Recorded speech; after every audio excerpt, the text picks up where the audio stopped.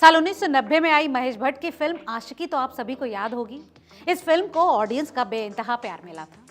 Film में राहुल रॉय और अनु अग्रवाल की लव स्टोरी हो या आशिकी में सराबोर उसके गाने, या फिर राहुल रॉय और दीपक तिजोरी की दोस्ती ही क्यों ना हो, सब कुछ आज भी लोगों के जहन में ताज़ा है। एक्टर दीपक तिजोरी ने इस फिल्म में अहम किरदार निभाया था।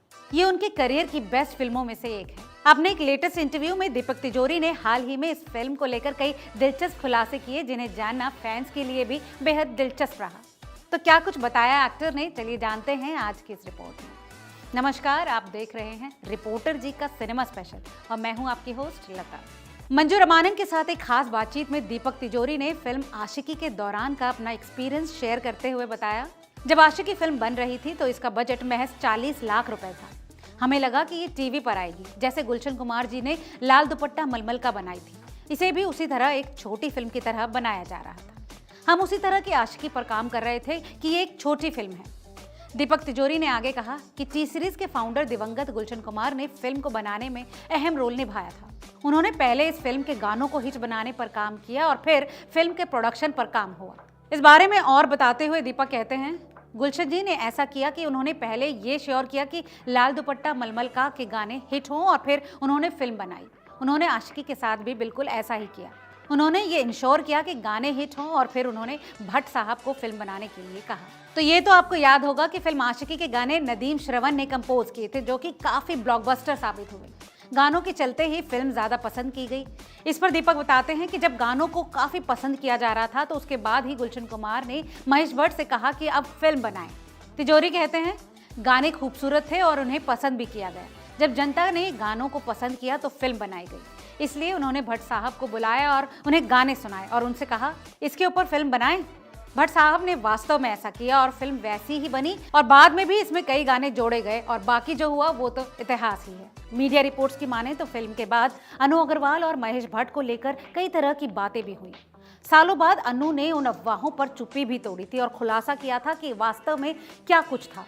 डायरेक्टर महेश भट्ट अनु अग्रवाल के काम से काफी खुश थे और उन्हें वन टेक आर्टिस्ट कहा करते। इसके बाद दोनों के अफेयर की चर्चाएं भी गर्म हुई। सालों बाद एक्ट्रेस ने अपने और महेश भट्ट के रिश्तों को लेकर खुलकर बात की। फिल्म आशिकी एक्ट्रेस अनु अग्रवाल अपने समय की बेस्ट एक्ट्रेसेस में से एक थी। ये उनकी पहली ही फिल्म थी और इसी ने उन्हें रातों रात स्टार बना दिया था। फिल्म में उनकी और राहुल रॉय की जोड़ी और गाने काफी हिट हुए।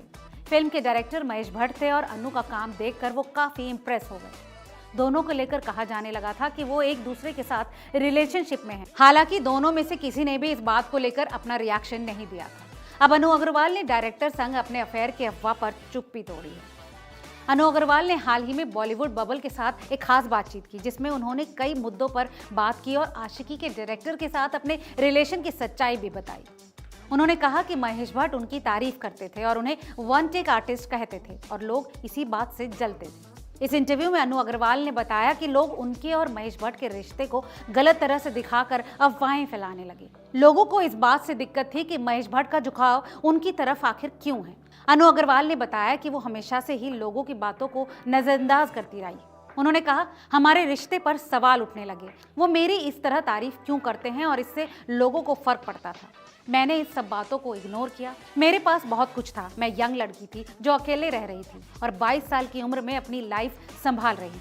अनु अग्रवाल ने एक एक्ट्रेस होने के नाते उन्होंने किन दिक्कतों का सामना किया, इस बारे में भी बात की। उन्होंने बताया कि वो टॉल और सांवली थी, जिसके कारण इंडस्ट्री में सर्वाइव करना उनके लिए बेहद मुश्किल हुआ। अनु अग्रवाल उस जमाने की बोल्ड एक्ट्रेसेस में से एक रही जो खुलकर अपनी जिंदगी जीती थी।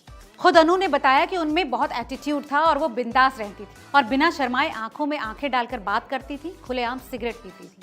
बस यही कुछ बातें थी जिससे लोगों को काफी दिक्कत हुआ करती।